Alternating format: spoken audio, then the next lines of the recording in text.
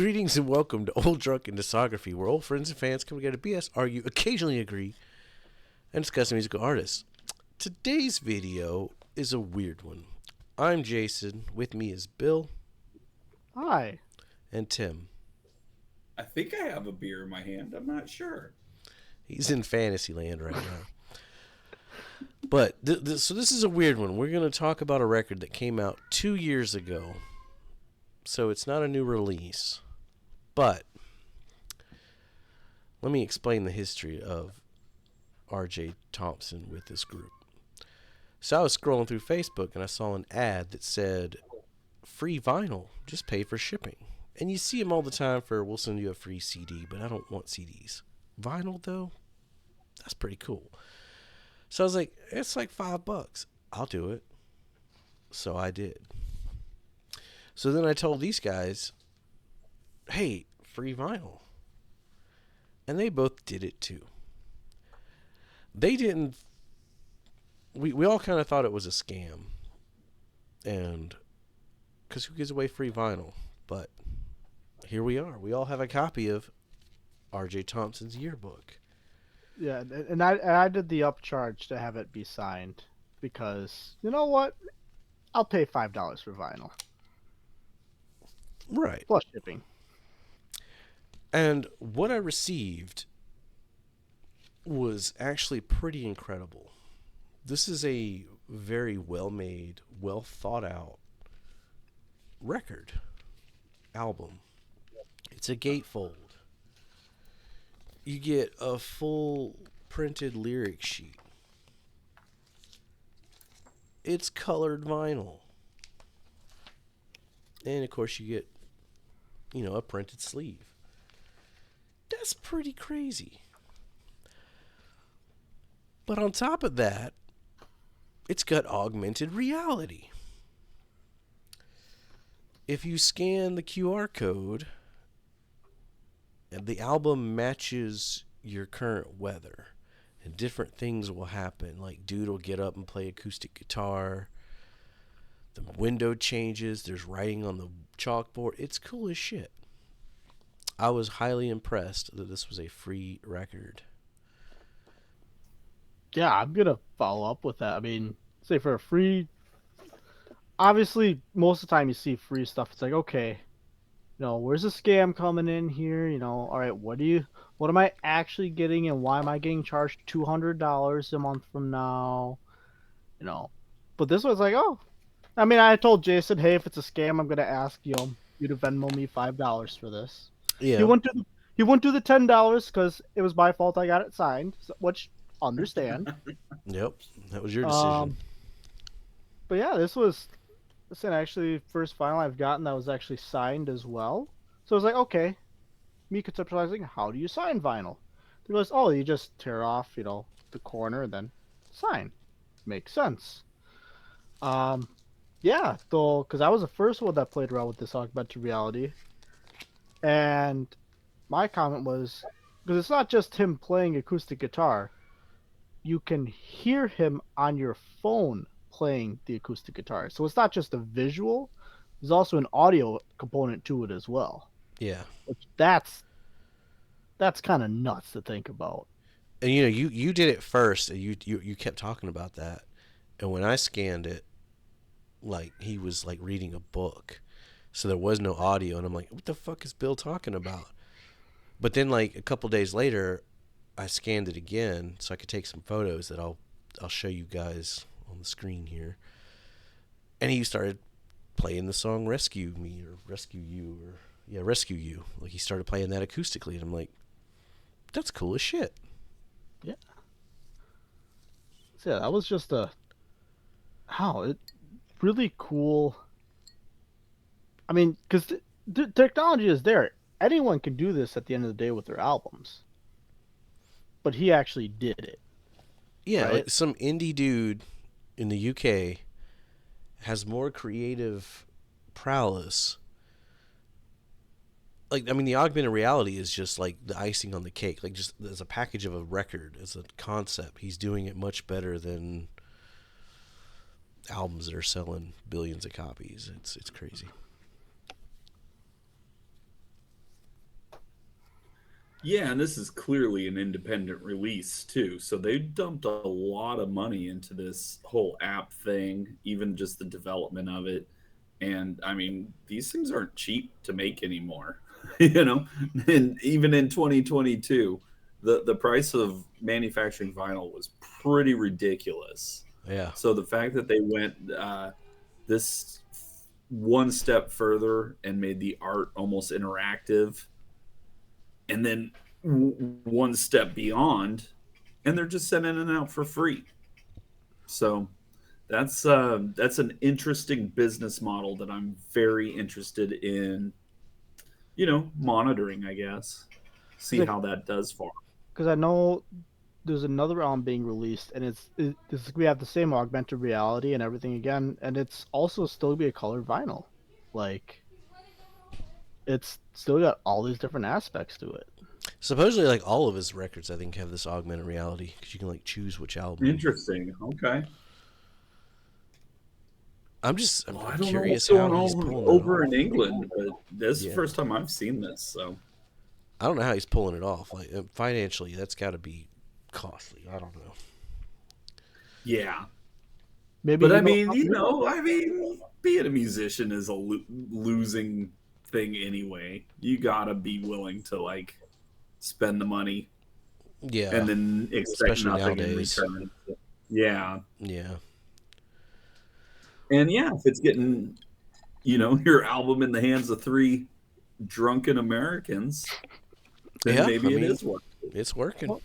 Well, the thing, and it's three drunken Americans, which I know for myself personally, I'm not 100% on YouTube, but neither one of us would have just gone on our own and got this album.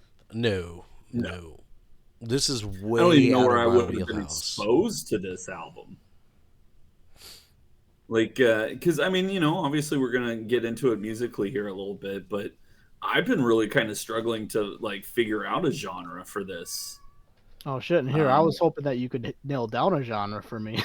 I well, I I'm filed wondering it. when alternative rock be turned into synth pop. See, okay, I was gonna say synth pop, but I wasn't sure if like that was actually like the accepted name for that genre. I filed it No, under pop rock in my vinyl collection, but yeah, I don't have a yeah. synth pop section, so that's like the closest would be I mean, I that. know when I was listening to it, for me, Imagine Dragons was a band that I came to like, okay, this is Mhm, probably the most mhm. closely related band that I can think of offhand. Right, and they're considered what an alternative rock band, Yeah, right? they're alt rock, yeah. It Yeah. pains me So to no end to say this, but a lot of it, some of it, reminded me of Rick Springfield. sure, I can see that. I was getting solo Phil Collins kind of vibes. Yeah, I yeah, could see that, You know, yeah. yeah, it's just very um I don't know what the word is. It's very pop, but it's also it's not necessarily sticking to formulas while It's still maintaining very much the identity. So, yeah. it's pop, but there is a lot of instrumentation going on. Oh yeah. oh yeah, yeah, Like, and clear that there's been a lot of attention paid to various transitions and yeah, parts of the songs and how it there's some flows. crazy good Yeah, transitions. yeah, So actually, I mean, speaking of songs, for me, that first one, tape deck, like they actually like, hey, we're clicking and unclicking the tape deck, taking it out, putting it back in, pushing play again. Like, I thought that was actually really cool. Like, it's a simple idea and concept, but I never heard anyone do it repeatedly for that was the intro track. I Yeah, thought I thought it was really cool though. it was a nice short little intro into the first track, yeah, yeah. which the first, your money was pretty upbeat and fun, and the dude has a good voice. Like I didn't hate it. Yeah, and the production sounds really good. Like everything is super clean. You can tell it wasn't just thrown together. It's all very tasteful. Mm-hmm. There's not like a whole like Like I was watching some of the official videos for these songs, and yeah, a lot of the stuff was done like on a synth pad, but it looks like there are some real guitars, maybe even some real drums mixed into all of this, and Yeah, that's there's a saxophone, trumpet, trombone, choir, yeah, drums, piano, lead guitar, bass guitar, drums, it lead is very layered, vocals, but yeah, violin and there 1, is a violin lot 2, going on. Yeah, cello. Yeah, there's a lot going on. but then you look at the cover, and he's just got that that synthesizer on the table that I'm sure is MIDI capable and all the good stuff. And Yeah, yeah, it's but dude very has a Super Famicom on the floor. Like, come on, that's yeah, pretty cool. yeah, So he knows yeah. how to relax too. Clearly, Yeah, I mean, when I looked at it, he was reading a book, and then he was playing on his acoustic guitar. So that's it. First time I looked at it, he was looking at the stars playing the acoustic guitar. It's like, oh shit. He was so looking the cover actually like changes What when on you your phone. on your phone? Yeah. on the phone. Okay, Wait, So what? he was looking out the window playing. I thought he was looking out the window. In mine, he was sitting down playing in a chair. Oh. Oh it's God. a lot more wistful if you're looking out the window, though. I think there's It's more been, to it. Like we got to scan it at different times to see I mean, different that's it. stuff. We probably haven't seen all the iterations for Yeah, ourselves yeah. yet. Which like that's. I mean, I'd be interested. I assume we could probably find somewhere online like how many different versions of the cover there are. Like Yeah, I'm sure. I'll quickly run through my notes. This music's not my normal repertoire, so keep that in mind. I did like. I mean, I already talked about the first two. Super 8. It reminded me a lot of Beck's Colors album, which we'll get to Beck, but it's super clean pop, but has a lot of different things going on, tempo changes and instrumentation. It just didn't have like Beck's crazy Beck lyrics. But musically, it was like Beck. Feel Alive, I really liked the lyrics. And then was that a sax? Longest Day of the Year starts out a little meh, but it kind of builds pretty quickly. The title track was somber, but there was still a lot going on musically. Cutting Room was the highlight for me. I kind of like the guitar, the main riff on it. Shadow of a Doubt, that was kind of another highlight. Super pretty tempo changes. The chorus was really cool. And then Rescue You, that's the one he played on the cover for me acoustically. It was pretty good. It was another highlight. Definitely liking the B side of the record more. Embers was like a short, pretty instrumental, which is kind of neat that it was like followed fireflies or forest fires. And then Skyrider was fun. It had some witty lyrics. Like, it wasn't a bad album. It's just not an album that is for me. I'll say that. I mean, I'll actually follow that up and actually agree wholeheartedly with everything you said, Jason. Because I mean, Cutting Room Floor and Shadow of a Doubt for me were those are my two highlights of the album. Um, the intro I really like Tape Deck, and Skyraider for an ending song again. Really like that for a nice bookend to it. Yeah. It flowed well. Now, as I said, would this be an album or something that I would have gone out on my own and listened to? No. Is this an album I could see maybe putting on in the background while I'm doing some sort of work? Like on a computer or something? Yeah, I could probably see myself putting this on the background, maybe just for some background music. But I mean, musically, I would say maybe as a negative. Musically, it wasn't as good as like the cover and the booking and everything else of the album. But that's probably because of how new like the whole augmented reality and like I was just fascinated with this stuff. It's like, okay, the music, it's like, okay, I mean, it's not for me, it's good, but like I like the packaging better. Yeah. What about you, Tim? You got anything for the actual music? I mean, it's very safe, but I do think that every song has something very interesting going on musically. There's a lot of really cool, like, I mean, I want to call them synth pads, but they might even actually be like real, synthesizers or various choirs or whatever. And I mean, there's a lot of cool stuff going on, but it all does feel very like adult orientated rock, the old school AOR, if you're familiar with that. Yep. Like it makes me wonder, and I'm not on the up and up with the British charts, so I don't know how this fits in pop wise over there. It supposedly did pretty good.